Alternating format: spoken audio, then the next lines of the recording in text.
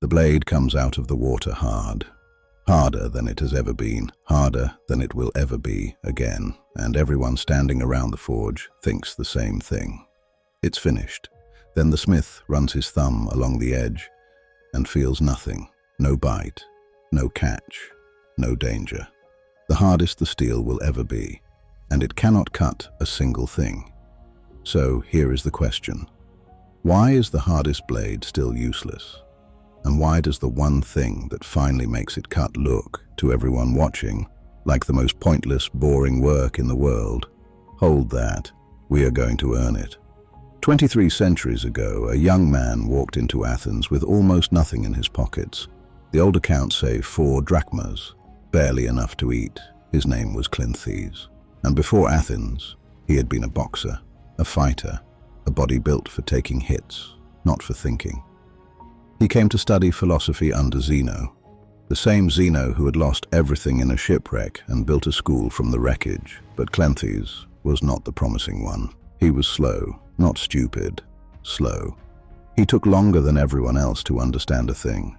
The quick students grasped an idea in a single afternoon and moved on, pleased with themselves. Cleanthes would still be sitting with it days later, turning it over, refusing to let go until he truly had it. They laughed at him for it.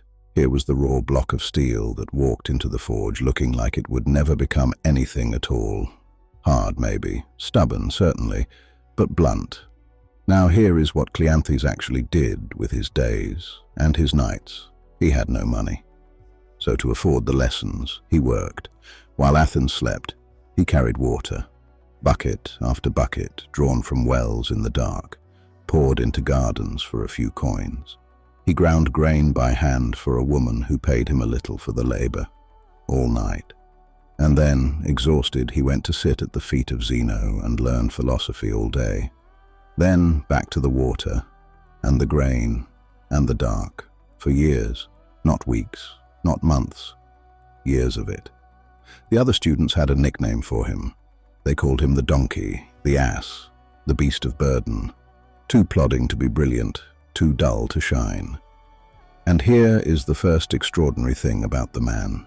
He took the name and kept it, gladly.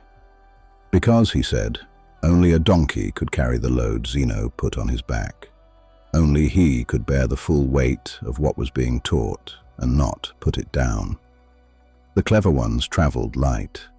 They took the ideas that flattered them and left the rest. Cleanthes carried all of it, every day, up the hill and back. That is what the whetstone actually is. Not a lightning strike of genius, the same slow, grinding pass.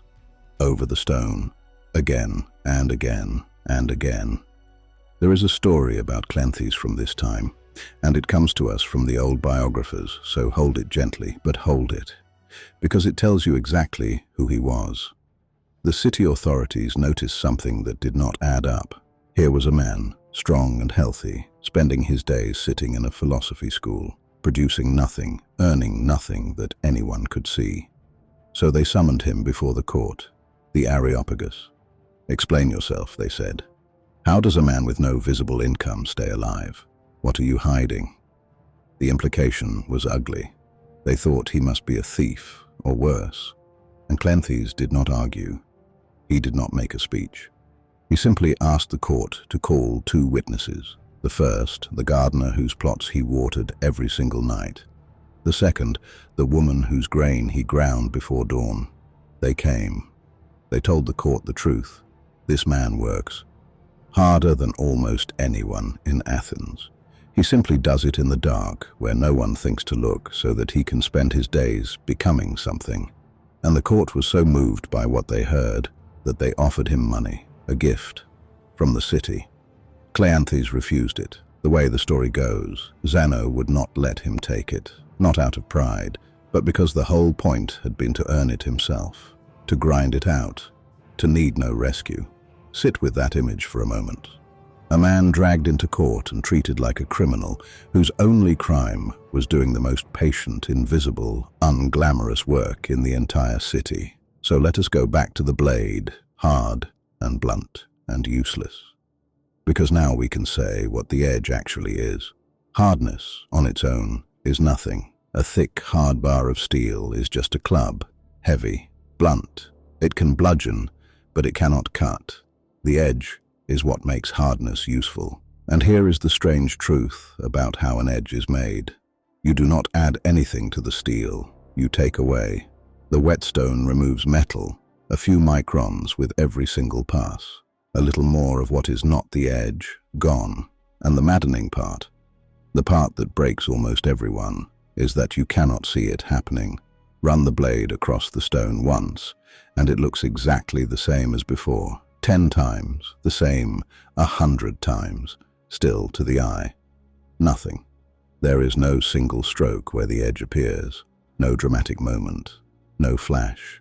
The sharpness is hiding in the aggregate, in the thousands of identical boring passes, each one removing almost nothing until one day the blade will part a falling hair. That is why Cleanthes matters. He was not the sharp one. He was the one willing to be ground. Now come forward to us. Because we have fallen in love with exactly the wrong thing. We worship the naturals, the prodigies, the overnight success. We share the highlight reel, the finished blade, gleaming, catching the light, and we never once show the whetstone. We have become a people who want the sharpness, without the sharpening. We start things. And when the first week brings no visible result, we decide we must not have the talent for it, and we quit. We mistake slow for failing. But here is what almost no one tells you. And it is not philosophy, it is biology. When you practice a skill, anything, a language, an instrument, a craft, something physical happens inside your brain. Each time you repeat the action, the pathway that carries that signal gets wrapped, a little at a time, in a layer of insulation. Researchers call it myelin. The more you repeat, the thicker that wrapping grows. And the thicker it grows, the faster and cleaner the signal fires. You are not getting the hang of it. You are physically rewiring yourself, laying down insulation, micron by micron. And there is no download for it, no shortcut, no hack. Because it is not information, it is construction.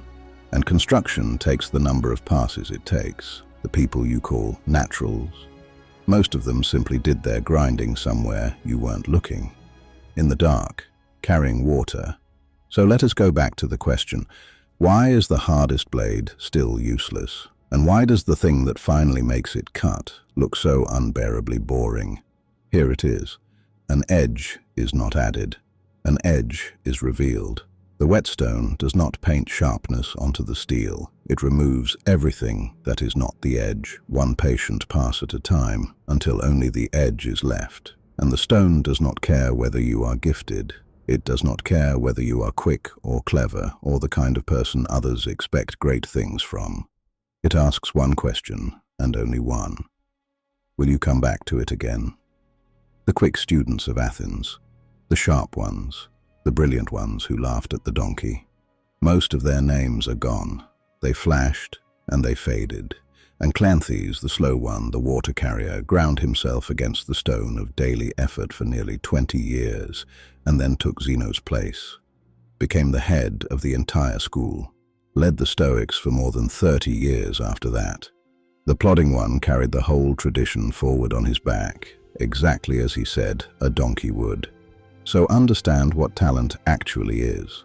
Talent is the raw block, nothing more. The edge, the part that finally cuts, is not something you are born holding. It is something you grind. And slow was never the enemy of sharp. Slow is how sharp is made. Run your thumb along the blade now, the same steel that felt like nothing, and feel it catch, it bites, it holds. It is, at last, dangerous. Not because it grew harder, but because it was patiently, invisibly refined. The fire made you willing. The hammer made you a shape. The quench made you hard. And the long, unglamorous grinding of the stone, the water carried in the dark, the reps no one saw, that is what finally gave you an edge. But hear this before you go. An edge this keen has a hidden weakness. A blade that is only hard and only sharp is brittle. Meet real resistance, real force, real impact. And an edge like that does not bend. It chips, it snaps. There is one thing left. The thing that lets a blade hold its hardness and its edge and still give just enough to survive the blow instead of shattering under it. The art of being hard and flexible at the same time. That is the temper. And that is where we go next.